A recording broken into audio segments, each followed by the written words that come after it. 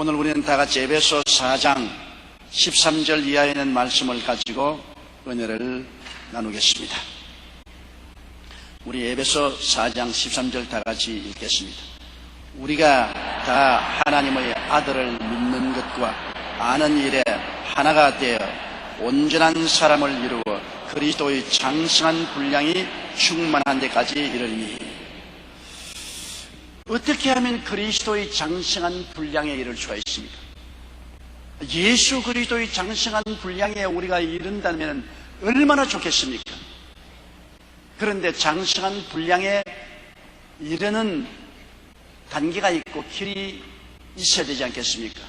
우리가 자녀를 기를 때도 완전한 장성한 자녀가 되기를 부모가 다 기대하는데 그냥 순식간에 장성한 믿음직한 자녀가 되지는 않습니다.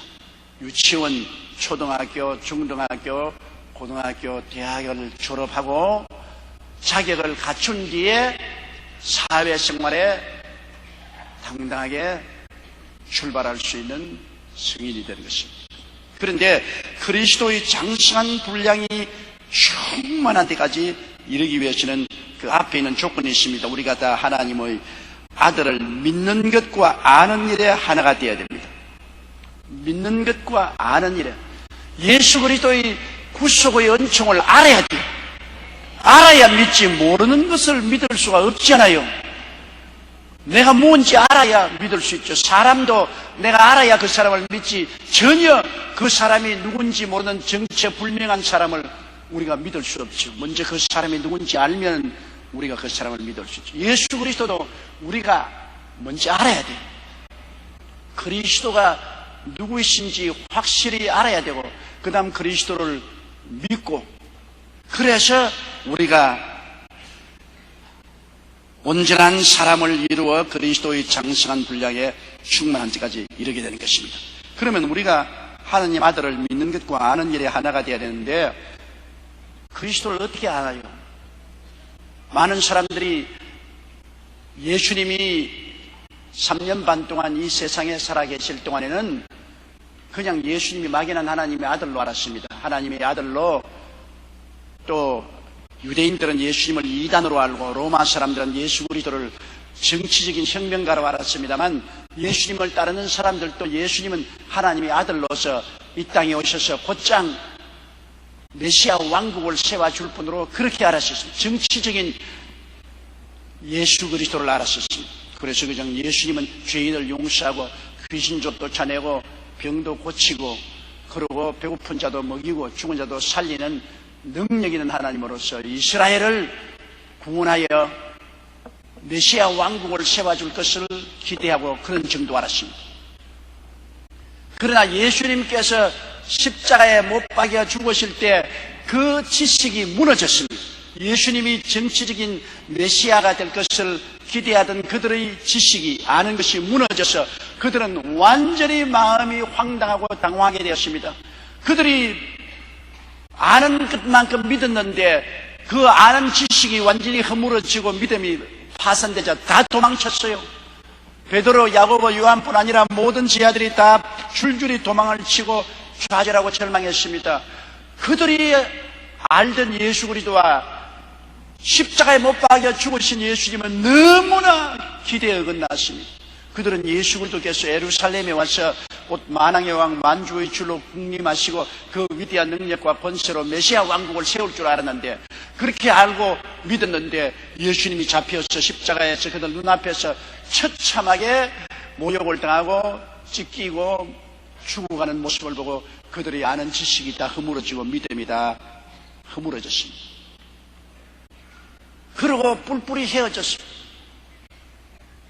40일 동안 그들은 절망 상태에 있었습니다. 그러나 예수님이 십자가에 못 박여 죽었다가 부활하신 후 40일 동안 그들에게 여러 번 나타나서도 그들은 이제 예수님을 알 수가 없습니다. 혼돈 상태에 빠졌습니다. 무엇을 믿어야 될지도 몰랐습니다. 그러나 오순절날에 성령이 임하시자 성령으로 충만을 받고 다른 방언으로 말하기 시작하자 그들 속에 예수 그리스도를 아는 새로운 지식이 들어왔습니다. 전에 육체로 알던 예수 그리스도가 아닌 이제 영적으로 예수 그리스도를 알게 된 것입니다. 오늘날도 마찬가지입니다. 우리가 지식으로 아는 예수 그리스도와 성령으로 말미암아 깨달아 아는 예수 그리스도는 다릅니다. 성령이 오셔야 예수 그리스도를 우리가 참으로 알게 되고 믿게 하는 것입니다. 그러면 성령이 오셔서 알게 하는 예수 그리스도는 뭡니까? 그들이 육체로 알던 예수 그리스도는 십자가의 죽으심으로 완전히 실패자로 알았는데, 성령으로 바라본 예수 그리스도는 십자가의 죽으심으로 위대한 성공을 거둔 예수님으로 보게 되는 것입니다. 얼마나 다른지 몰라요. 성령 받기 전에는 예수님의 십자가의 죽음이 처참한 패배요 좌절과 절망인 줄 알았는데, 성령을 받고 보니 예수 그리스도의 십자가의 죽으심과 부활은 너무나 위대한 승리요 영광인 것을 알았습니다. 그럼 어떻게 승리한 것이냐? 예수님이 십자가에 죽으심으로 여러분과 나의 죄를 영원히 청산했다는 것입니다. 한 달 청산했다, 2달 청산했다, 1년 청산했다가 아닌 것입니다. 우리의 죄를 영원히 청산해버리고 마는 것입니다. 동이 서에서 먼 것 같이 영원히 멀겠습니다. 우리의 죄를 영원히 등 뒤로 던져버렸으니 등 뒤에 있는 것 아무리 보려고 빙글빙글 돌아도 안 보입니다. 다시는 기억도 하지 않게 우리의 죄와 허물을 청산해버린 것입니다. 예수 십자가 보혈 아니고는 이런 일은 결코 일어날 수 없습니다. 그러므로 그들이 성령을 받고 알은 것은, 우리의 일생의 죄가 그리스도의 십자가 보혈을 통해서 다 청산되었다는 것을 알게 된 것입니다. 저는 그런 거 몰랐어요.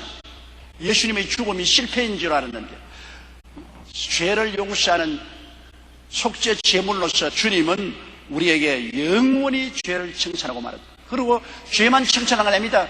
죄 대신에 영원한 의를 주셨다.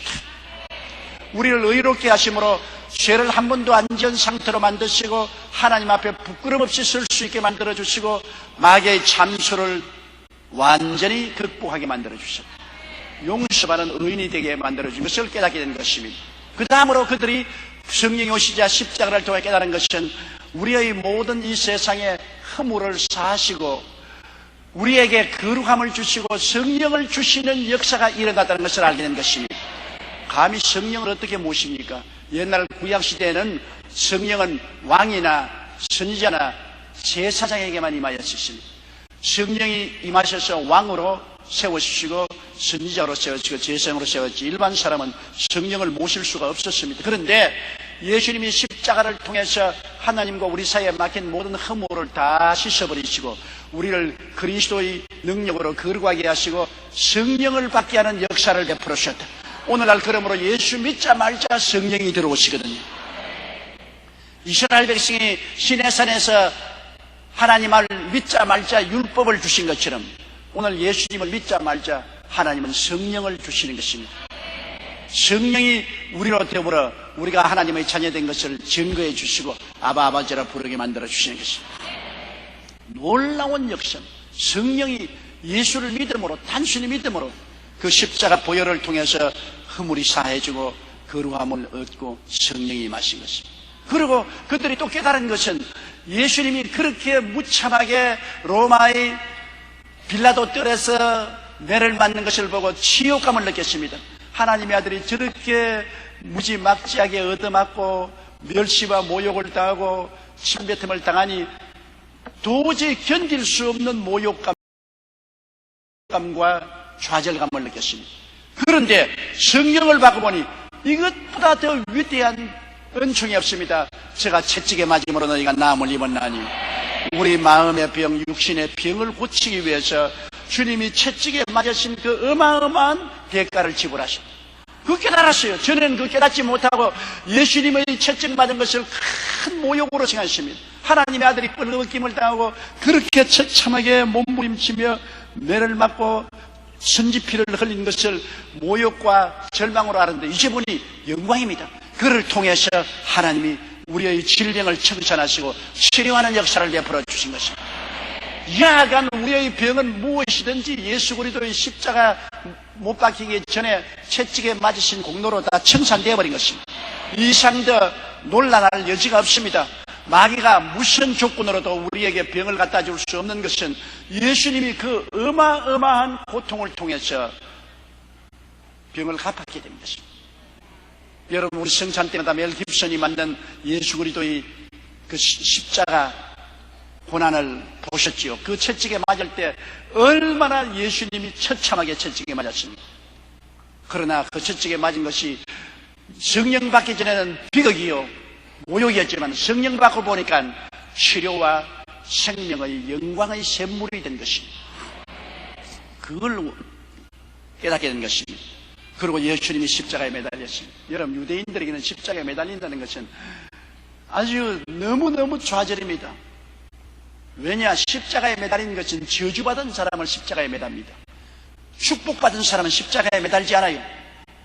흉악하게 하나님께 버림당하고 저주를 받은 사람은 나무에 매달아라 그랬습니다. 그건 저주받은 사람, 하나님께 버림받은 사람은 나무에 매달는데 예수님이 나무에 매달렸으니 유대인들이 볼 때는 머리를 흔들고 도저히 입을 뗄 수 없을 만한 모욕입니다. 그래서 성령 받기 전에 예수님이 십자가에 못 박힌 것은 견딜 수 없는 모욕입니다. 어떻게 그렇게 처참한 모욕을 받고 죽을 수가 있는가? 그러나 성령을 받고 보니까 달리고 완전히 다릅니다. 십자가에 매달림으로 말미암아 그리스도께서 우리를 위하여 저주를 받은 바 되사 율법의 저주에서 우리를 속량하였으니 이는 기록된 바 나무에 달린 자마다 저주 아래 있는 자라 하였음이라. 이는 그리스도 예수 안에서 아브라함의 복이 이방인에게 미치게 하려 함이라고 말하는 것입니다. 바로 십자가의 그 저주가 변화되어서 아브라함의 복이 된 것입니다. 너무나 여러분 달리 보일 수 있지 않습니까? 너무나 달라져. 너무나 달라져. 예수 그리스도를 성령 받기 전에 보는 것하고 성령 받고 예수님을 아는 것하고는 너무나 틀려요. 그런 눈이 달라졌습니다. 어떠한 사람이 예수를 잘 믿는다고 하면서 사기 행각을 하다가 감옥에 들어갔습니다. 그 감옥에 들어가서 비로소 회개하고 자복하고 눈물을 많이 흘렸는데 하루 꿈에 예수님이 오시더니만 그분의 눈알을 하나 뽑더랍니다. 뽑고 난 다음에 예수님이 당신의 눈알을 하나 뽑아가지고서 눈에 탁 박아주면서 이제부터는 너 눈알로 보지 말고 내 눈으로 봐라. 꿈에서 깨어났죠. 그 사람의 일생이 변해졌습니다. 전에는 육신에 속한 크리스찬으로서 모든 것을 인간적인 본의에서 보았는데 예수님이 눈을 바꾸어 주고 난 다음부터 모든 것을 예수님의 눈으로 보게 돼요. 그는 완전히 변화되고 모범수가 되어서 감옥에서 나와서 오늘날은 빈민굴에 들어가서 봉사하고 있습니다. 여러분, 우리가 성령님이 주시는 눈으로 보는 것하고 육신으로 보는 눈하고 너무나 틀립니다. 그러므로 예수 그리스도의 십자가는 저주가 아니라 영광이에요. 우리에게 아브라함의 복을 주는 놀라운 역사가 이루어진 것입니다. 하나님의 아들이 어떻게 죽어요? 생각해 보세요. 보통 사람은 죽지만 하나님의 아들이 왜 죽어요? 그러나 예수님은 우리의 죄를 짊어지고 무덤에 들어가서 사흘 동안 있다가 부활했잖아요. 모든 예수 그리스도를 성령으로 보지 않은 사람들은 그때 예수님이 죽는 것 보고 무덤에 들어가는 것 보고 절망했습니다. 어떻게 하나님의 아들이 죽느냐? 그러나 그리스도가 죽었다가 부활한 것을 오늘날 성경으로 볼 때 예수 죽음 내 죽음, 예수 부활 내 부활, 예수 성천 내 성천, 예수 천국 내 천국이 된 것입니다. 그러므로 예수를 우리가 십자가를 통해서 새로운 눈으로 보고 알아야 돼요. 성령 받기 전에 예수 그리스도를 보는 눈은 다 지켜버려요. 성령 오시고 난 다음에 십자가를 통해서 예수님이 나와 어떠한 관계가 있는지 알면은 알아야 믿을 수가 있는 것입니다. 고린도후서 5장 17절에 누구든지 그리스도 안에 있으면 새로운 피조물이라 이전 것은 지나가시니 보라 새 것이 되었도다. 예수를 믿고 난 다음 그리스도 안에서 여러분은 새로운 피조물이 되어서 새로운 정체성을 얻게 된 것입니다. 너는 누구냐? 나는 그리스도의 십자가를 통하여 용서받고 의롭게 되고 영광을 받은 사람입니다. 너는 누구냐? 나는 그리스도로 말미암아 허물이 사함을 받고 거룩함을 입고 성령 받은 사람입니다. 너는 누구냐? 예수님이 채찍에 맞음으로 치료와 건강을 얻은 사람입니다. 너는 누구냐? 예수 그리스도가 저주를 받으심으로 우리가 저주에서 해방 얻고 아브라함의 복과 형통을 얻게 되었습니다. 너는 누구냐? 나는 예수 그리스도로 말미암아 함께 죽고 장사된 바 되고 그리스도와 더불어 부활해서 하늘에 앉은 사람이 되었습니다. 여러분의 새로운 정체성입니다. 자기가 누군지 알아야 담대할 수 있어요. 자기가 누군지 모르면 담대하지 못합니다. 자기가 누군지 알아야 자기의 권리를 주장할 수 있고 예수 그리스도 안에서 담대할 수가 있죠. 그래야 장성할 수 있습니다. 진리를 알지니 진리가 너희를 자유케 하리라. 내가 모르면은 종살이하죠. 죄의 종살이, 세속의 종살이, 병의 종살이, 가난과 저주의 종살이, 죽음과 절망의 종살이하죠. 알면 해방이요. 십자가의 도리를 알면 그리스도의 이름과 보혈의 능력으로 우리는 해방을 선포하고 우리는 담대하여 대적할 수 있습니다. 죄악은 물러갈지어다. 허물과 세속은 물러갈지어다. 질병은 떠나가라. 너는 나와 상관이 없다. 나는 깨달아 알았으니 떠나갈지어다. 저주는 물러가라. 물러가라. 사망과 업무는 떠나갈지어다. 내가 알면은 나의 정체성에 합치지 않는 여러 가지 원수 마귀가 가져오는 것을 깨달아 알고서 쫓아내야지. 모르면은 무엇인지 모르지요. 알면은 분별할 수 있죠. 아예 독이 들은 음식을 진수성찬이라고 갖다 주면 독이 들은 줄 모르면 먹고 죽죠. 알면은 안 먹죠. 아는 것이 얼마나 중요합니까? 오늘날 우리가 복음 전거도 알지 못하면은 이단 사설에 빠져요. 내가 지림주다, 내가 성령이다, 내가 엘리야다, 나를 통해야 된다, 이런데 그냥 빠져들어가요. 뭐 알면 그것을 대본에 제껴버려요. 너희가 뱀을 집으며 원수 마귀가 뱀처럼 속이며 오는 것 우리 집어낼 수 있어요. 그러나 모르면 뱀을 그대로 다 받아들여요. 오늘날 그리스도 십자가를 통한 여러분의 정체성을 분명히 알면 여러분이 그 정체성 속에 서서 나는 이런 사람이니 이렇게 되겠다는 믿음을 가지고서 권리를 주장할 수 있고 그게 반대되는 것은 단호하게 물리칠 수 있습니다. 마귀를 대적하라. 저가 너를 피하리라고 한 것은 내 위치를 알아야 대적할 수 있는 것입니다. 너희가 내 이름으로 귀신을 쫓아내겠다고 했는데 내가 누군지 알아야 귀신을 쫓아냈지. 그러므로 정체성을 확립하는 것은 굉장히 중요하죠. 알아야 믿습니다. 알지 못하면 믿지 못하고 믿지 못하면 잘하지 못해요. 그 다음 또 여러분이 알아야 될 것은 여러분이 그리스도 안에서 놀라운 신분을 가진 사람이 되었다. 아주 시골에서 너무나 못 살던 처녀가 서울에 아주 잘 사는 부잣집 교육 잘 받은 아들에게 시집을 왔다. 그러면 뭐가 바꿔졌습니까? 신분이 달라진 것입니다.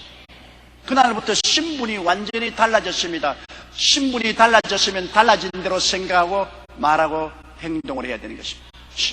여러분, 우리는 흑암의 권세에서 건져내어 하나님의 사랑의 아들 나라로 옮겨졌습니다.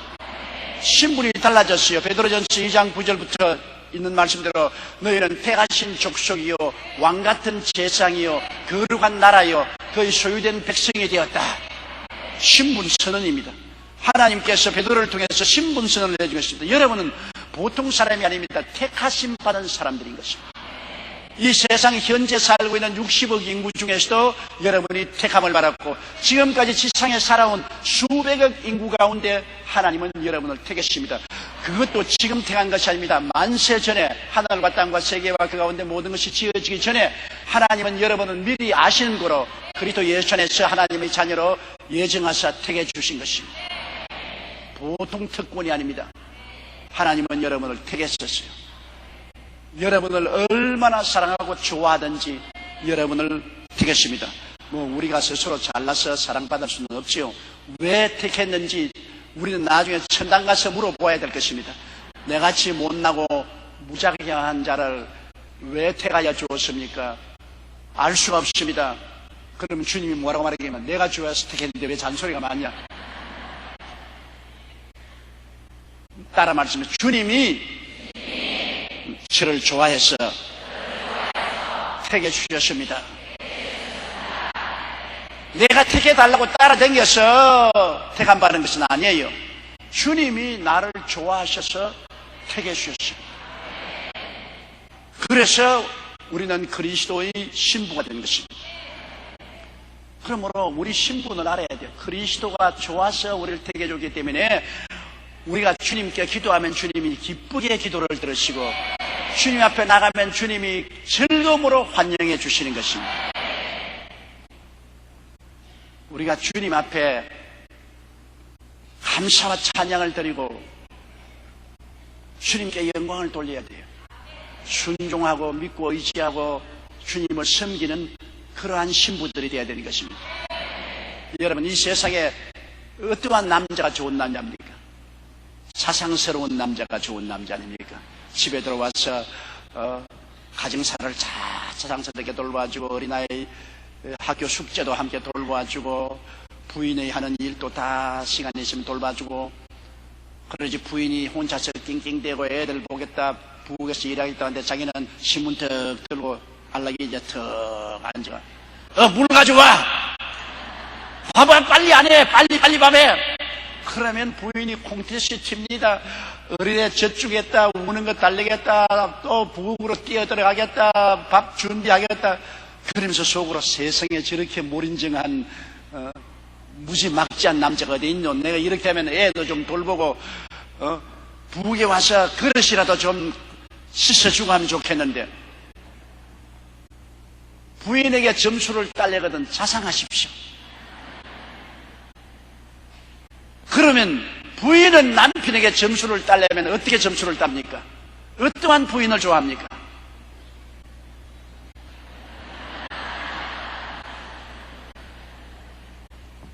온화한 마음을 가진 착한 부인을 좋아합니다. 온화한 마음. 부인이 스크스에 가지고서 남편 말 한마디 하면 두 말 대꾸하고 모든 일에 남편하고 싸워서 이기려고 하고 그리고 자꾸 부정적인 말을 하고 비평하면 이야말로 재앙입니다. 재앙. 그건 남편에게 대해서 부인이 아니라 재앙이에요.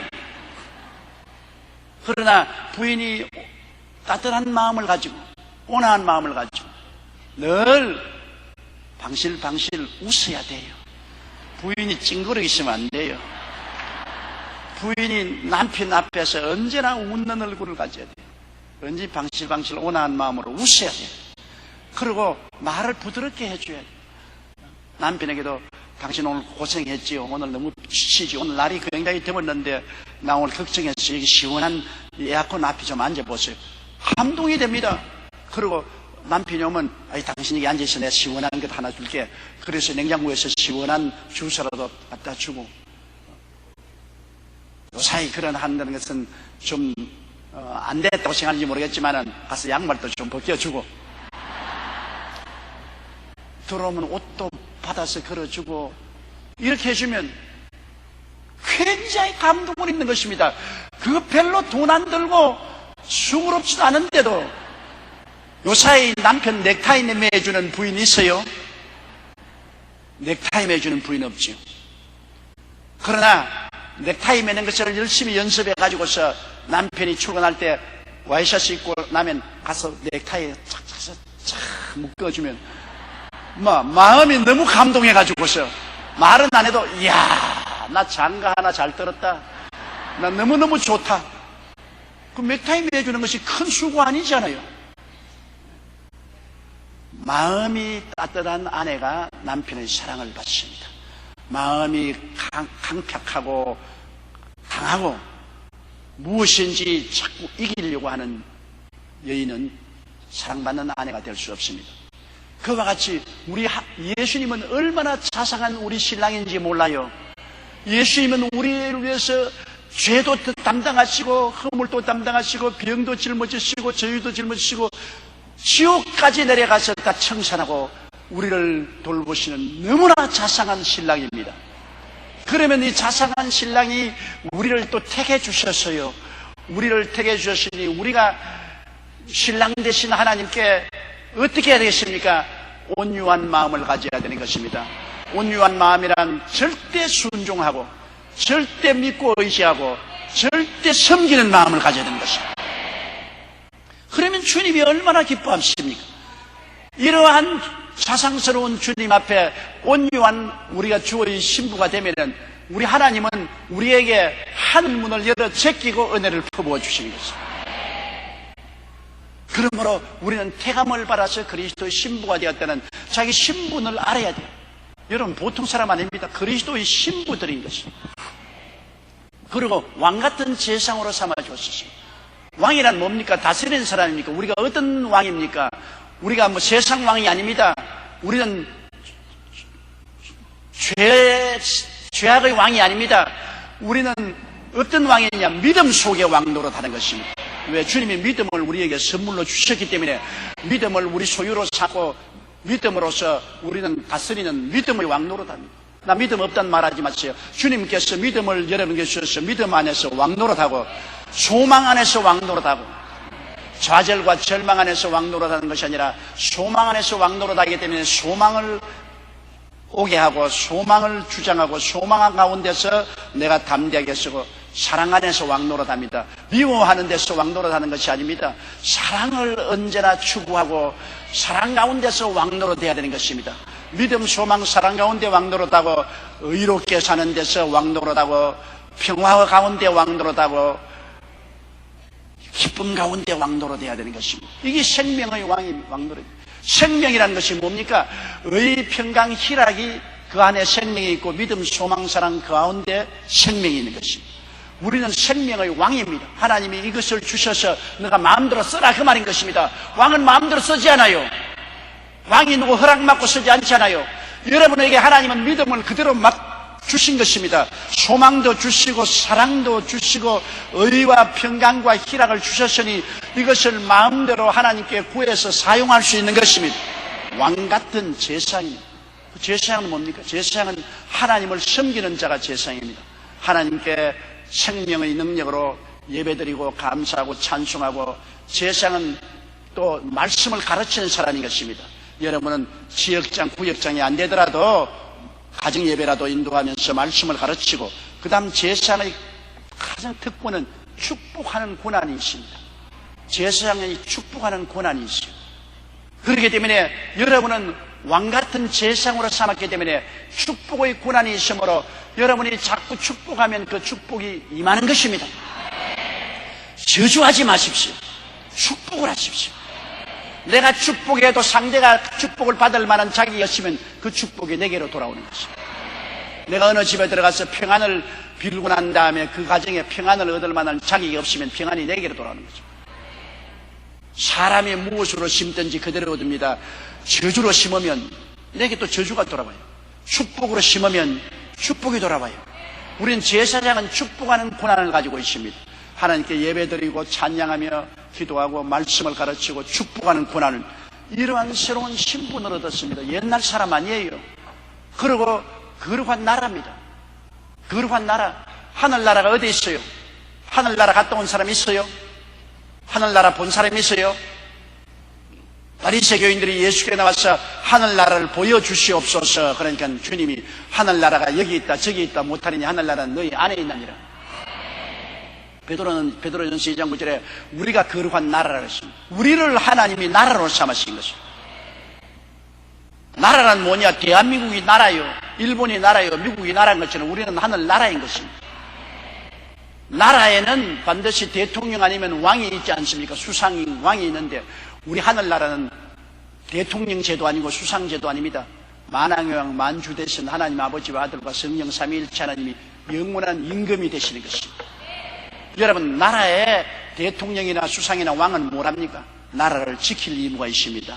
외국의 침략에서 나라를 지키고 백성들이 잘 살게 해야 될 의무가 있습니다. 못 살겠다고 아우성치면 지도자가 될 수 없어요.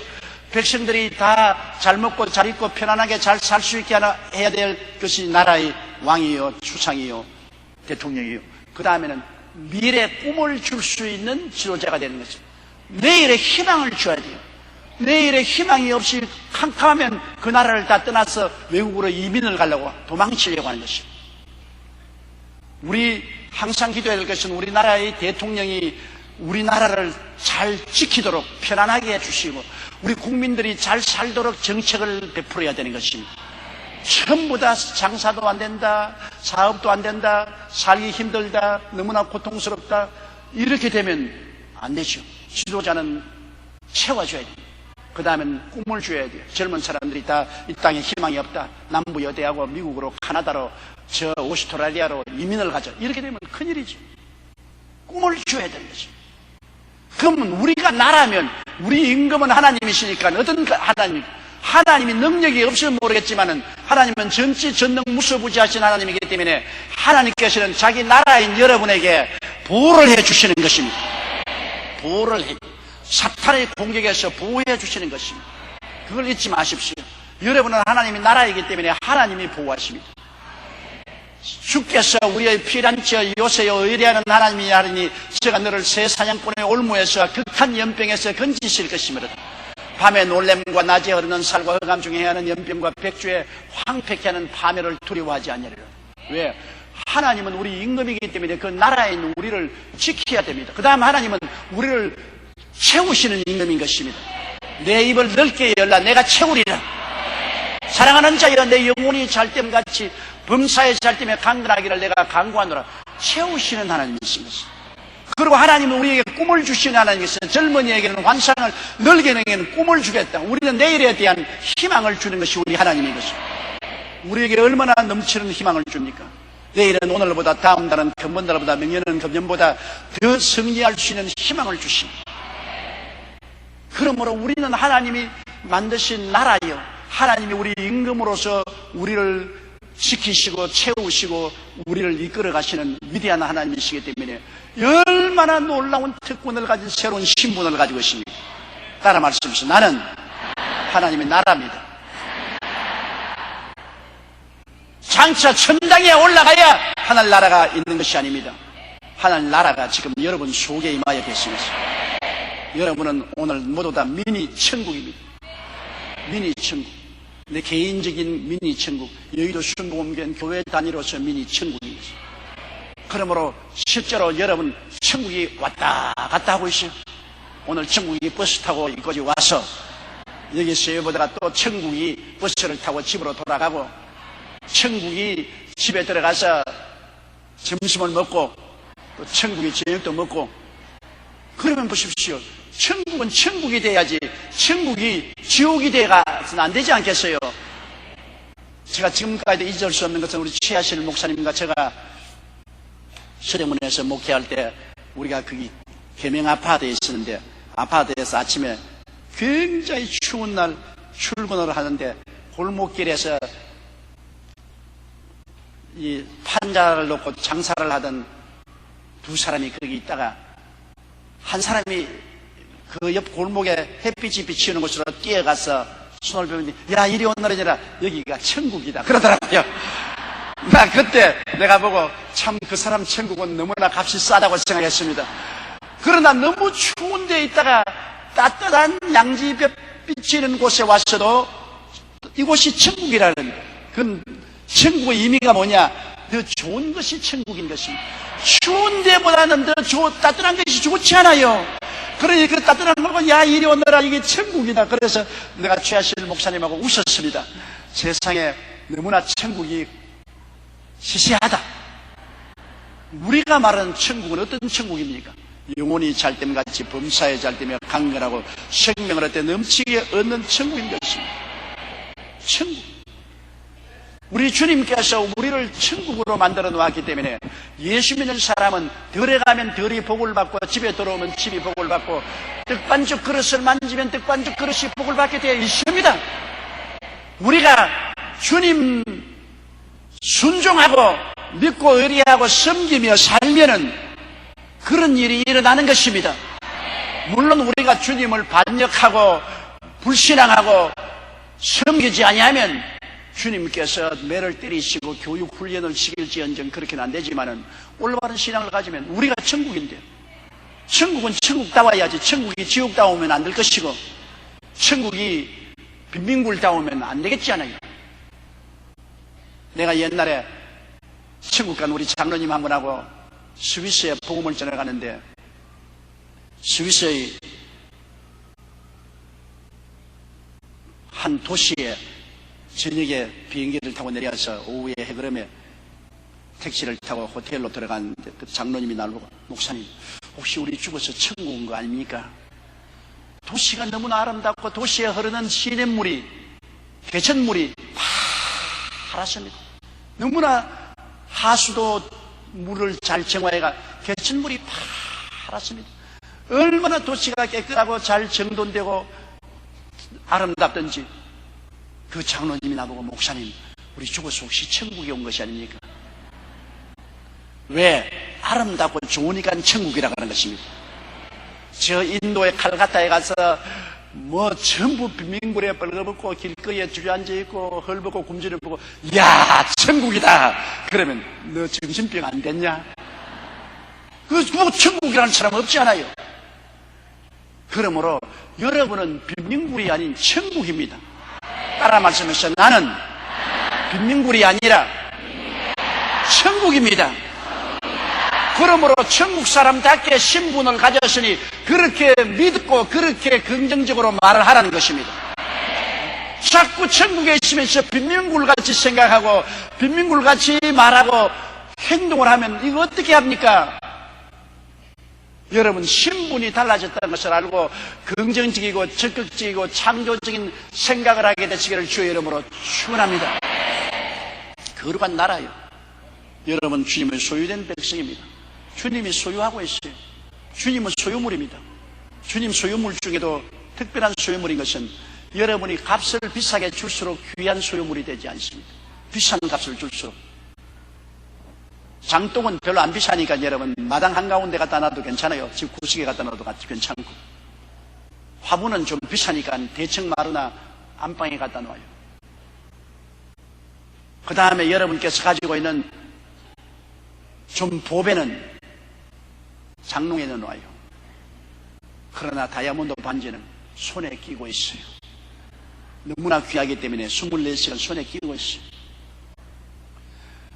우리 주님께서 여러분 얼마나 비싸게 준 줄 압니까? 하나님의 아들 예수 그리스도를 값으로 계산할 수 있어요. 우주와 만물을 지으신 그분이 우리 위해서 십자가에 못 박여 몸짓고 피 흘렸는데 그 대가가 값으로 계산할 수 있어요? 값으로 계산할 수 없죠. 도저히. 그렇게 비싼 값을 주었기 때문에 여러분을 저 마당 한 구석에 던져놓을 수도 없고 대청 마루에 넣어놓을 수도 없고 문갑에 넣어놓을 수도 없고 하나님의 품에 품고 있는 것입니다. 우리는 24시간 하나님의 품에 안겨 있는 것입니다. 성령이 우리 속에 와 계시고 우리와 더불어 계신 것이 바로 하나님의 영이 우리를 품고 있지 않습니까? 하나님 보시기에 우리는 굉장히 귀한 존재인 것입니다. 하나님의 품에 안고 계세요. 여러분이 잘나서 그런 것이 아닙니다. 하나님이 여러분을 선택했기 때문에 그런 것입니다. 그렇기 때문에 여러분 우리가 성도끼리 서로 우리가 벗기고 상처 입히고 모욕하고 짓밟고 하지 말아야 될 것은 그것은 하나님을 모욕하게 되는 것입니다. 왜? 하나님이 너무나 사랑해서 우리의 행한 의로운 행위 때문에 그런 것이 아니라 하나님이 선택하셔서 소유물로 삼았기 때문에 하나님의 소유를 우리가 모욕되게 하면 안 되는 것입니다. 우리가 그러므로 우리 성도들 중에 잘난 성도도 있고 못난 성도도 있고 훌륭한 성도도 있고 훌륭하지 않은 성도가 있지만은 그러나 하나님은 다 하나님의 소유물인 것입니다. 그러므로 하나님이 제일 싫어하는 것은 주의 백성들 가운데서 서로 비난하고 공격하고 서로 헐뜯고 상처 입히고 서로 짓밟는 것 하나님이 제일 싫어하는 것입니다. 그건 왜냐하면 여러분 자식 길러보십시오. 10손가락 물어서 안 아픈 손가락 하나도 없지요. 그 손가락 중에 이 엄지는 말기를 내가 제일이다. 주인이 나를 제일 사랑할 것이다. 내가 제일 아니냐. 그러면 이 둘째 손가락은 내가 제일이지 내가 모든 것을 가르치지 않느냐 이렇게 여기 있다 저기 있다. 그러면 장지인 이 셋째 손가락은 키를 재보자. 잔소리 말고 키 한번 재보자. 내가 제일 길다 이 사람아 잔소리 말해라. 그러니까 이제 네 번째 손가락은 너희들 다 큰 소리 하지 마라. 결혼이나 약혼할 때 반지는 내가 낀다. 그러니까 제일 작은 요 세계 손가락에 있다 하는 말이 웃기는 소리 안 해. 나 없으면 너희들 다 병신이야. 내가 작아도 내가 있으니까 너희들이 손가락 놀아야지. 내가 없으면 병신이야. 보세요. 그러면 주인인 우리가 손가락을 펼쳐놓고 어느 손가락을 더 사랑합니까? 장지라고 사랑합니까? 인지라고 사랑합니까? 이 손가락이라 사랑합니까? 우리 손가락 다 사랑해요. 다 사랑해요. 똑같이 사랑해요. 부모가 자식 사랑하는 것도 한 가지입니다. 못난 자식도 사랑합니다. 형제 간절 중에 보면 저 자식 저거 굉장히 못나고 애를 먹이는데 왜 부모님이 저거를 특별히 끼고 도느냐? 그거는 부모가 돼봐야 합니다. 잘난 자식은 잘난 자식대로 좋지만 못난 자식은 자꾸 불쌍하니까 못난 자식을 끌어안을 수밖에 없어요. 하나님도 한 가지입니다. 하나님도 하나님 백성들 가운데서 잘난 자식은 잘나서 자랑스럽지만은 못난 자식 하나님이 끌어안습니다. 그런데 못난 자식으로 잘난 자식인 와서 자꾸 헐벗기고 상처 입히고 두들겨 패고 짓밟으면 하나님이 기뻐하시겠습니까? 안 기뻐하죠. 하나님을 슬프게 하면 결국에는 내게 유익됨이 없죠. 이 세상에 하나님 슬프게 하고 내게 유익될 사람이 누가 있겠습니까? 이러기 때문에 우리는 하나님의 소유물이라는 것을 잊지 말아야 되는 것입니다. 어떠한 개인의 소유물이 아닙니다. 여러분 한 사람 한 사람은 다 하나님이 예수 그리스도의 보혈로 값주고 산 소유물이기 때문에 하나님에게는 너무나 귀한 존재인 것입니다. 우리가 보기에는 저 병신같이 보이지만은 하나님은 그렇게 안 보입니다. 병신 같으면 왜 하나님이 택했었어요? 하나님이 택한 것은 다 하나님의 위대한 지혜와 분별력을 통해서 택했기 때문에 하나님에게는 귀한 것이죠. 그렇기 때문에 우리는 항상 우리가 서로 기도하고 격려하고 끌어주고 밀어주는 일을 해야지 하나님의 택한 사람을 상처 입히고 짓밟아서는 결코 좋지 않습니다. 새로운 신분을 알아야 우리가 잘하죠. 알아야 믿을 수 있죠. 제가 받은 것을 알아야 그것을 믿을 수 있고 왕같은 재상이 된 것을 알아야 그것이 됐다고 믿을 수가 있고 거룩한 나라인 것을 알아야 내가 믿을 수가 있고 하나님이 소유된 백성인 것을 알아야 믿을 수 있습니다. 지식과 믿음이 있어야 자라요. 그러므로 내 정체성도 알아야 되고 믿고 그 다음 내 신분도 알아야 믿습니다. 그 다음에 여러분 우리가 또 알아야 될 것은 우리는 아담과 하와가 에덴 동산에서 타락했을 때 3대 재앙에 부딪힌 백성들입니다. 첫째 3대 재앙의 첫째는 죄를 지어서 영혼이 죽은 재앙이고 둘째 재앙은 땅이 저주를 받아 가시와 응급기를 내는 재앙이고 셋째는 육체가 흙이니 흙으로 돌아가는 재앙입니다. 아담의 자손들은 모두 다 이 재앙을 받아서 태어났었습니다. 그런데 예수님이 오셔서 십자가에서 죄를 다 청산하시고 생명을 주셔서 첫째 재앙에서 해방시키고 예수님이 저주를 감당하셔서 십자가에서 철폐하시고 아브라함의 복을 주심으로 둘째 재앙에서 해방시키시고 주님이 죽었다가 부활하심으로 치료와 영생과 천국을 주셨으니 셋째 재앙에서 해방시켜준 것입니다. 사랑하는 자여 내 영혼이 잘됨같이 범사에 잘됨에 강건하기를 강건하라. 그래서 우리는 3대 재앙에서 3중 축복을 받고 전인구원을 얻게 된 것입니다.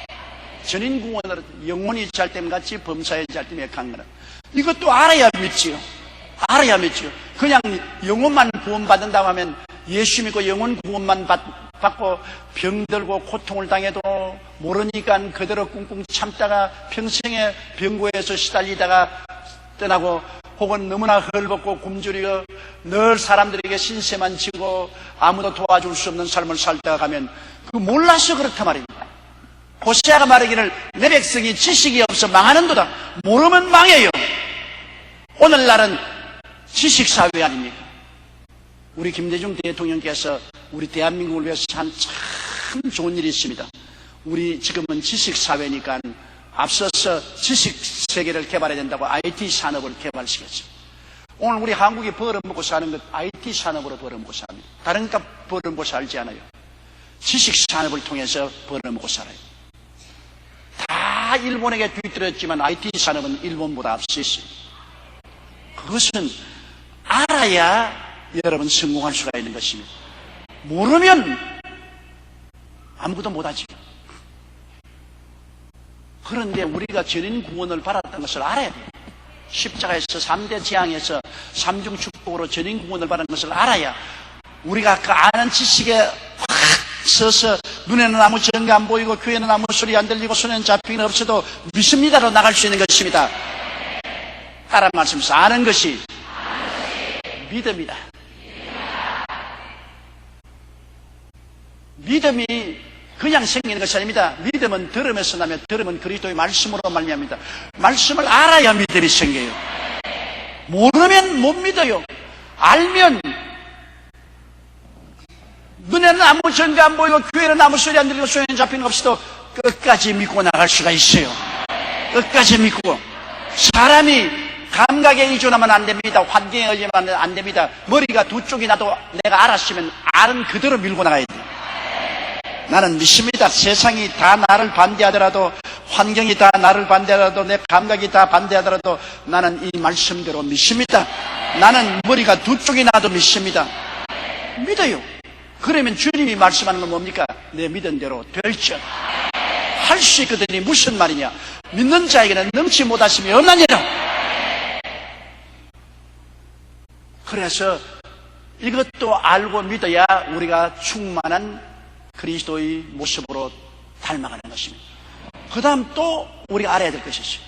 여러분, 우리는 예수 그리스도의 은혜로 사는 사람들인 것입니다.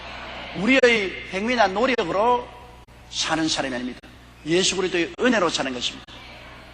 그것은 여러분 우리가 잘 보면 알 수 있잖아요. 하늘과 땅과 세계와 그 가운데 모든 것도 우리가 지은 것은 하나도 없어요. 해와 달과 별들을 우리가 만들지 않았었어요. 바다와 물고기와 지상의 모든 짐승들과 벌레들과 오곡백과를 우리가 만든 적이 없어요. 우리는 누리지. 하나님이 만들어주신 것도 우리가 누리고 있죠. 가꾸고 있죠. 오곡백과도 우리가 그냥 가꾸는 것이지 원래 하나님이 주신 것입니다. 모두 다 하나님이 일하셔서 그 수고의 열매로 우리에게 은혜의 선물로 주신 것입니다. 은혜의 선물로 줍니다. 천지 만물이 다 은혜의 선물이에요. 오늘도 우리가 이 공기를 마시는 것, 우리 공기 만든 적이 없어요. 하나님이 만들어 주셔서 은혜의 선물로 숨을 쉬고 있는 것입니다. 은혜의 선물. 구원도 그렇지 않습니까? 구원도 은혜의 선물 아닙니까? 예수님 혼자서 십자가에 몸짓고 피 흘려서 우리에게 오중복음과 삼중축복의 구원을 주셨습니다. 우리의 새로운 정체성과 새로운 신분도 주셨습니다. 구원은 우리가 손가락 하나 깜짝한 적이 없어요. 전부 주님께서 짐을 지시고 피땀을 흘려 일하셔서 내가 다 이루었다 하시고 주셨으니 은혜의 선물로 준 거 그냥 믿음으로 받아들인 것입니다. 그럼 현재의 우리의 삶도 여러분 모두 다 은혜의 선물로 주신 것입니다. 주님께서는 시편 68편 19절의 말씀대로 매일 날마다 우리의 짐을 지시는 야훼 구원의 하나님을 찬송합니다. 수고하고 무거운 짐진 자들은 다 내게로 오라. 내가 너희를 쉬게 하리라. 주님께서 오늘날 우리의 짐을 지고 우리의 일을 하겠다고 말씀하신 것입니다. 다 내게로 오라. 내가 쉬게 하겠다.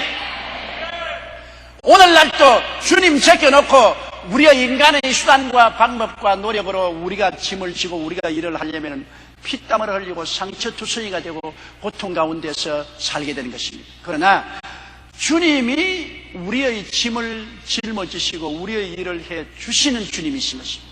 오늘날 그러므로 우리가 매일매일 수고하고 무거운 짐을 주께 맡겨 무엇을 먹을까 무엇을 먹을까 입을까 무엇을 마실까 자녀 교육 사회생활 그리고 직장 기업 모든 것을 주님께 내가 맡기는 것입니다. 주님이 일을 맡겠다고 하시니 맡겨드려야 할 수 있지 않습니까? 주님이 짐을 지겠다고 하니 짐을 맡겨야 되지 않겠습니까? 여보 저 늙으니 짐 벗어 나를 주오. 나는 젊었거니 돈인들 무거우랴. 늙기도 서러워라 하거든 짐을 조차 지실까는 한국에 시가 있잖아요. 늙은이가 짐을 짊어지고 땀을 뻘뻘 흘리면서 걸어가고 젊은이는 옆에서 걸어 따라갑니다. 그래서 젊은이가 노인 보고 노인장 그 짐을 내게 맡겨주오. 나는 젊었으니 돌도 안 무거워요. 늙은 어른이 왜 그렇게 고생하여? 젊은이가 그 짐을 맡아서 짊어지고 끄덕끄덕 걸어가는데 노인은 땀을 닦으면서 휴 이제 살았다. 짐을 맡겼기 때문에 노인이 끝까지 아니야 내가 짊어져. 뭐 잔소리 하는 거야. 내가 너를 어떻게 믿고 줘. 그러면 그 사람 늙은 사람 등이 휘어지도록 짐을 지고 가다가 꼬꾸라져 죽는 것밖에 별 도리가 없어요. 탈락할 때 드려야 돼요. 맡겠다 할 때 맡겨야 돼요. 왜 자꾸 우리가 짐을 짊어지고 우리가 일을 맡아서 고생을 해요? 우리는 예수 그리스도의 은혜로 사는 것을 알아야 됩니다. 따라 말씀하세요. 그 은혜를 인하여 믿음으로 말미암아 구원을 얻었나니. 우리 그저 믿음으로 사는 거예요. 주님이 일하시고 주님이 짐을 지셔서 우리에게 은혜를 준 것이요. 고린도후서 6장 1절의 말씀대로 내가 은혜 베풀 때 너를 듣고 구원의 날에 너를 도왔다. 내 기도도 들어주고 내가 너를 도와줄 테니 수고하고 무거운 짐이 자들은 다 내게로 오라. 은혜로 산다는 것을 이것도 알아야 믿을 수 있습니다. 야, 오늘 은혜의 시대구나. 주님께서 내 짐을 지시고 내 일을 하시는 시대구나. 알면 믿을 수 있어요. 맡길 수 있죠. 그 다음에 마지막으로 우리가 자라기 위해서 알아야 될 것은 우리는 외롭게 혼자 버리는 게 아니라 우리에게 하늘의 가정교사가 왔습니다. 성령은 하늘에서 내려온 가정교사, 도움입니다. 우리를 돕기 위해서 항상 우리 곁에 계신 분이 바로 보혜사 성령인 것입니다. 우리는 우리가 외롭지 않게 성령이 있다는 것을 알아야 돼요. 왜 우리 힘으로만 자꾸 하려고 합니까? 성령의 도우심을 받아야죠. 저는 언제나 설교하러 일어나기 전에 하나님께 부르짖는 것입니다. 하나님, 나는 설교 못하는 것 하나님이 알지요. 하나님의 진리를 내가 어떻게 다 속속들이 깨닫습니까? 또 말씀을 어떻게 성도들에게 설득하고 깨달아질 줄 할 수 있습니까? 성령만이 하지요. 주님 46년 동안 저와 같이 계셔서 저를 옷 입고 성령이 역사해 주셨는데 오늘 또 성령께 의지합니다. 성령이 저를 도와주시옵소서. 성령이 저희 연약함을 도와주셔서 저를 통하여 말씀하시고 깨닫게 하시고 능력을 나타내 주시옵소서. 저는 언제나 성령께 의지합니다. 죽도록 성령께 의지합니다. 그리고 성령께서는 한 번도 저를 실망시켜 주지 않았었습니다. 언제나 기름 부어주셨습니다. 언제나 하나님의 진리를 깨닫게 해주시고 진리를 쉽게 풀이할 수 있도록 해주신 것입니다. 성령이 여러분과 같이 계십니다. 지역장, 구역장 여러분, 나는 대학도 졸업하지 못했다. 나는 신학을 졸업하지 못했다. 내 힘으로 어떻게 하느냐? 여러분 힘으로 못해요. 성령이 우리 연약함을 도와주시는 것입니다. 기도하고 성령께 죽도록 매달리면 성령이 도저히 내가 알지 못하는 크고 비밀한 역사를 베풀어 주시는 거죠. 내가 생각지 않은 말을 하게 되고 생각지 않은 깨달음을 하게 되고 또 내가 말을 할 때 사람들이 감동을 받고 변화를 받습니다. 성령이 역사하신 것입니다. 저는 CTX 텔레비를 통해서 전국 목사님들의 설교를 늘 듣습니다. 시간만 있으면 그 설교를 가만히 듣고. 그런데 어떤 목사님의 설교는 굉장히 마음에 감동을 줘요. 별로 지식적인 설교도 아닌데 내가 앉아서 굉장히 감동을, 성령이 그냥 마음에 감동을. 어떤 목사님은 차분차분 말씀을 하는데 굉장히 지식적으로 설교를 하는데 아주 졸음이 와요. 그냥 듣고 싶지가 않아요. 나는 억지로 듣지만은 괴로워요. 그래서 내가 그걸 들으면서 저분 설교를 듣고 교인들이 교회에 오는 것이 희한하다. 잠자러 오는가 보다. 자장가 같아요. 왜? 지식은 있는데 성령이 없어요. 성령이 없어요. 성령이 오셔야 여러분 우리가 하나님 말씀을 깨닫고 또 감칠맛 있게 만들어 주시는 것입니다. 자, 오늘날 예수 그리스도를 안다는 것은 적어도 이와 같이 5가지 방면으로 알아야 됩니다. 나의 정체성을 주신 예수님, 새로운 신분을 주신 예수님, 3대 재앙에서 3대 구원을 주신 예수님, 그리고 은혜로 살게 하신 예수님, 그리고 성령의 도움을 받는 우리들, 이 진리를 알고 믿어야 되는 것입니다. 우리가 다 하나님의 아들을 믿는 것과 아는 일에 하나가 되어야 됩니다. 이렇게 우리가 알고 믿으면 다 한 가지 신앙에 서게 된단 말입니다. 우리가 다 이것을 알고 깨달아서 믿으면 한 지식, 한 믿음에 서게 되어서 온전한 사람을 이루어 이래 돼야 온전한 신앙인이 되어가지고서 그리스도의 장성한 분량이 충만한 데까지 이르리라. 그 다음부터 예수 그리스도가 구속해서 우리를 새롭게 만들어준 그 장성한 분량입니다. 예수님이 십자가에서 몸짓고 피 흘려서 우리를 구원해 주신 그 목적대로 그 그리스도의 목적대로 우리가 충만한 분량으로 자라게 되는 것입니다. 그러면 주님이 기뻐하시는 거예요. 자식을 기르는데 자식이 키가 안 자라도 크게 문제인 것입니다. 키도 쑥쑥 자라야 되고, 지식이 안 자라도 큰일입니다. 여러분, 전응아를 낳아놓으면 부모가 얼마나 괴롭습니까? 지식도 자라야 됩니다. 그리고 또 신앙도 자라야 된다. 세속적이 되면 얼마나 괴롭습니까? 부모가 자식을 기르면 신앙도 자라야 되고, 지식도 자라야 되고, 육체도 자라야 되고, 그 다음에 인격도 자라야 됩니다. 자라는 것을 볼 때 부모가 보람을 느낍니다. 하나님은 여러분이 그리스도가 십자가에서 몸짓고 피 흘려서 구원해 주신 그 온전한 사람으로서 자라는 것을 보기를 원하시고 계신 것입니다. 하나님이 자라는 것을 볼 때 너무나 기뻐하고 즐거워하지, 자라지 아니하면 하나님이 탄식하지 않아요. 그럼 자라기 위해서는 알아야 돼요. 자라기 위해서는 믿어야 돼요. 알고 믿고 그 다음에 실천하면 우리가 충만한 분량의 성도로서 자라게 되고 하나님이 기뻐하시는 것입니다. 알겠어요? 따라 말씀. 첫째로, 내가 새로운 피조물에 되어 정체불명의 사람이 아니라 정체가 확실한 사람이 되었습니다. 둘째로, 그리스도에게 시집 와서 새로운 신분을 얻게 되었습니다.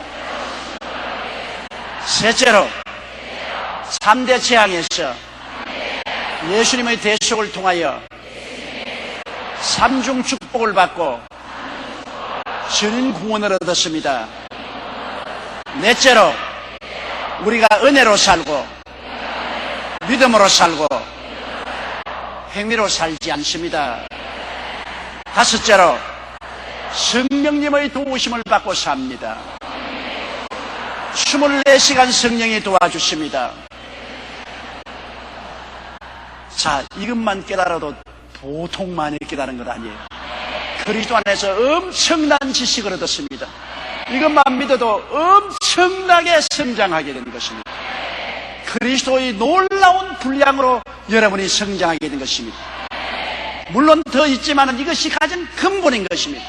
이 근본적인 여러분 진리를 알게 되면 확실히 여러분의 인생이 달라지고 소망차지고 영광으로 충만하게 되는 것입니다. 자, 14절요. 이제 이는 우리가 이제부터 어린아이가 되지 아니하여 사람의 괴술과 간사한 유혹에 빠져 모든 교훈의 풍조에 밀려 요동치 않게 하렵니다. 왜 우리가 이렇게 근본적인 지식을 알고 올바르게 믿어야 되냐 하면은, 여기 보니까 이는 우리가 이제부터는 어린아이가 되지 아니하여. 어린아이는 분별력이 없지 않습니까? 분별력이 있기 때문에 어린아이는 사탕을 줘도 먹고 독약을 줘도 먹습니다. 어린아이는 분별력이 없기 때문에 친척이 와서 가자도 따라가고 납치하려고 온 사람이 와서 가자도 따라갑니다. 왜? 분별력이 없기 때문이에요.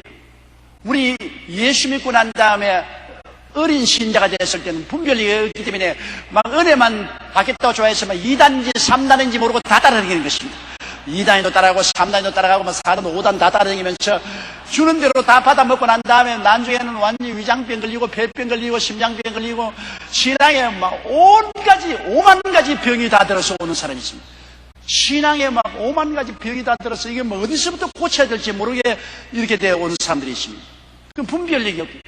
그러므로 어릴 때는, 신앙이 어릴 때는 먼저 성장한 지역장, 구역장, 주의 종들을 잘 따라야 됩니다. 분별력 없이 돌아다니면 큰일 납니다. 먼저 신앙 속에 확실하게 자란 지역장, 구역장, 그리고 주의 종들을 잘 따라가야 되는 거죠. 그래서 자라야 분별력이 생기지. 어린아이일 때는 분별력이 없습니다. 그렇기 때문에 분별력이 없으므로 유혹에 빠져서 모든 교훈의 풍조에 밀려 요동합니다. 오늘은 이랬다가 내일 저랬다가 막 끊임없이 요동하는 신앙.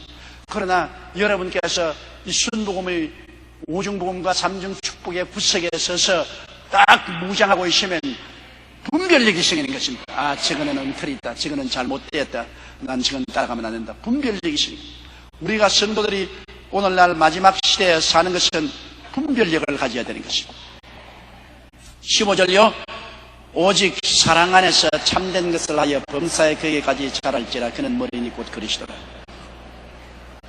이 모든 우리의 지식과 믿음 위에 우리가 실천해야 할 것은 사랑입니다. 이 모든 지식과 믿음이 사랑으로 역사해야지요.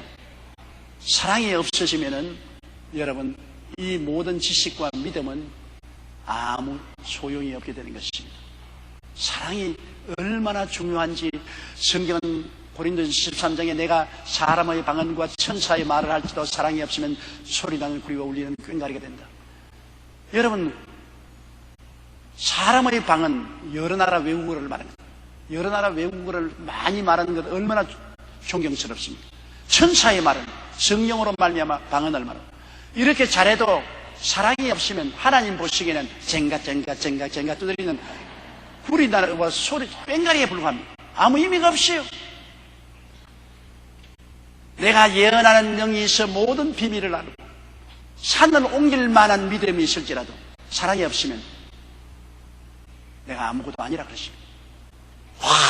그 사람 예언을 하고 모든 지식을 다 알고 믿음이 얼마나 강한지 믿습니다 하면 다 이루어집니다. 그래도 하나님은 nothing, 너 아무 가치 없다. 무가치다. 사랑이 없으면 아무 가치 없어. 예언하는 능과 지식과 믿음도 사랑으로 역사해야죠. 어떠한 사람은 희생정신을 가지고 내 있는 것을 다 구제하고 불사른데 내 몸을 내어줄지라도 사랑으로 사지 않고 무슨 자기 이름 내기 위해서 명예를 얻기 위해서 정치적인 동기로 하지 사랑의 동기로 안 하면 내게 아무 유익이 없습니다. 주님이 너 그렇다고 해서 내가 상 줄 줄 아느냐? 아무 유익이 없다. 사랑은 모든 우리 기독교 신앙의 최고입니다. 믿음, 소망, 사랑 이 세 가지는 항상 있었는데 그 중에 사랑이 제일이라. 사랑으로서 실천해야 되는 것입니다. 지식도 사랑으로 실천해야 되고 믿음도 사랑으로 실천해야 돼요.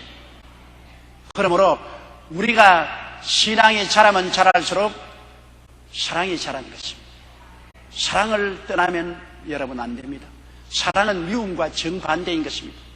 사랑은 허다한 허물을 덮어줍니다. 못난 것을 자꾸 덮어주고, 사랑은 상처 입은 사람을 치료해주고, 사랑은 더러운 것을 씻어주고, 사랑은 넘어진 사람을 이렇게 세워주고, 선한 사마리아인이 불황당 만난 사람을 해주는 것 같습니다. 미움은 그렇지 않습니다. 미움은 가는 곳마다 벗깁니다. 뻘거벗기기 작전을 합니다. 미움은 상처 입히기 작전합니다. 어찌인지 핥혀서 상처를 입히고 어찌한지 먹칠을 하고 짓발라 버리는 것입니다. 미운 오리새끼라고 그러지 않습니까? 그러므로 우리는 확연하게 그리스도 안에서 지식을 갖고 믿음을 가지면 사랑 가운데서 자라야 됩니다. 사랑 가운데 생해야 돼요. 정말로 힘든 일이지만은 우리가 결심하고 사랑 가운데 자라려고 노력을 해야 되는 것입니다. 마귀는 어찌하든지 미움을 심어주려고 하는 것입니다. 최선을 다해서 미움을 심어주려고 해요. 미움은 분열시키는 것이니까. 사랑은 성령 안에서 하나 되게 하는 것이니까.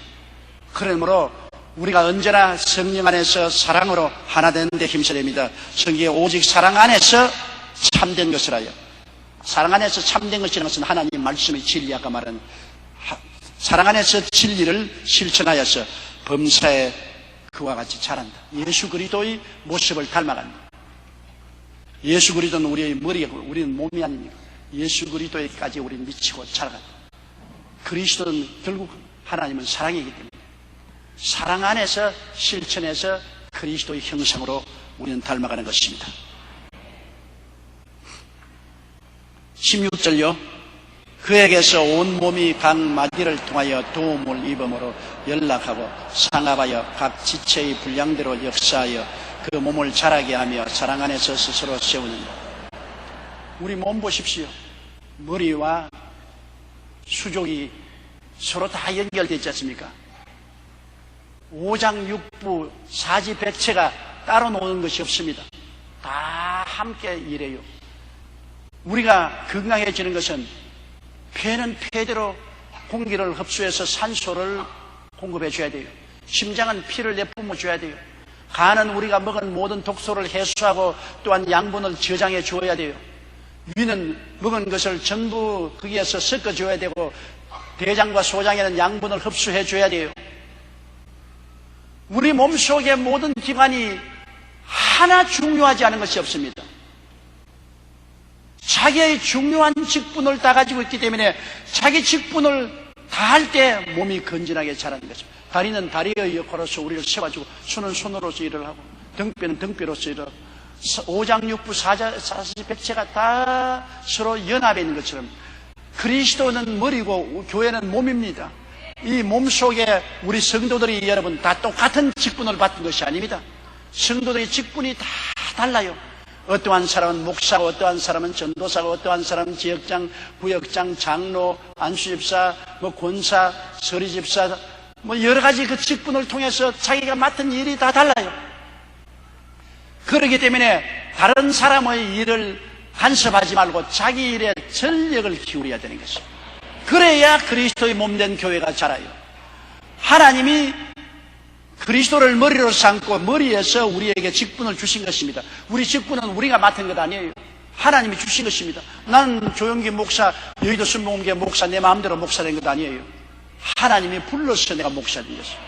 하나님이 불러서 세워주기 때문에 하나님이 그만하라 그럴 때까지 나는 여기 서 있어야 돼요.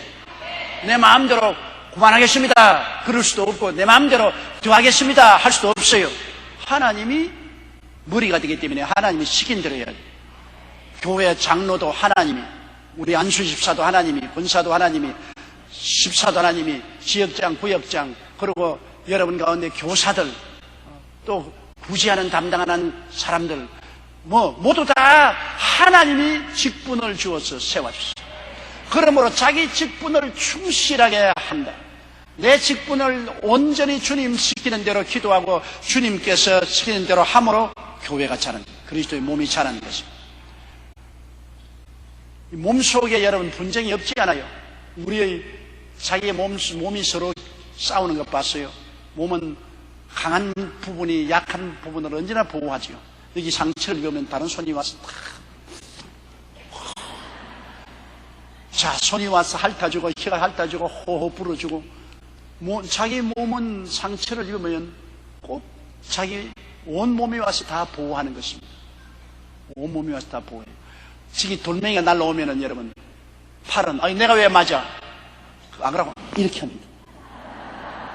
왜? 이 얼굴에 맞으면 안 되기 때문에 팔이 내가 대신 맞겠다고 이렇게 손을 드는 것입니다. 우리의 사지, 백체, 오장, 육부는 서로 다 보호하는 것입니다. 서로 보호해요. 교회는 그리스도의 몸이기 때문에 여러분이 다 사지, 백체입니다. 그러므로 우리 내 하나만 살겠다고 하면 안 돼. 서로 보호해야 돼요. 서로 상처 입지 않도록 서로 보호하고 서로 도와줘야 그리스도의 몸이 온전하게 됩니다. 몸이 온전하지 못하면 머리 된 예수님이 괴롭죠. 여러분 발가락 하나 아파도 아픔을 어디가 느낍니까? 머리가 느낍니다. 배가 아파도 어디가 그 배 아픈 것을 느낍니까? 머리가 느낍니다. 우리가 이 땅에서 성도들 간에 조화가 안 되면 누구를 괴롭히느냐? 예수님을 괴롭히는 것입니다. 사울이 교회를 핍박하고 예수를 믿는 사람 핍박했지 예수님을 만나본 적도 없습니다. 그러나 다메섹 도상에서 영광 가운데 만난 예수님이 사울아 사울아 네가 왜 나를 핍박하느냐? 주여 뉘시니까 네가 핍박하는 예수라. 사울은 예수님 만나본 적 없어요. 예수님 핍박한 적 없어요. 그러나 교회를 핍박했습니다. 교회는 예수 그리스도의 몸이지요. 예수님이 머리니까. 그러므로 예수 그리스도의 몸된 교회를 핍박하니까 결국 아픈 것은 누가 아프냐? 머리가 아프지 않아요. 머리에서 느끼잖아요. 우리 성도 간에 일어나는 모든 일은 예수님과 긴밀히 연락되어 있습니다. 예수님이 머리이기 때문에 우리가 성도 간에 서로 위로하고 격려하고 사랑하면 머리를 즐겁게 합니다. 예수님을 즐겁게 하고, 성도 간에 서로 미워하고 물고 찢고 싸우면 누구를 괴롭힙니까? 머리를 괴롭힙니다. 예수님을 괴롭히는 것입니다. 우리는 항상 예수님 중심으로 살기 때문에 우리의 언어, 심사, 행동을 늘 예수님을 의식하고 살아야 되는 것입니다.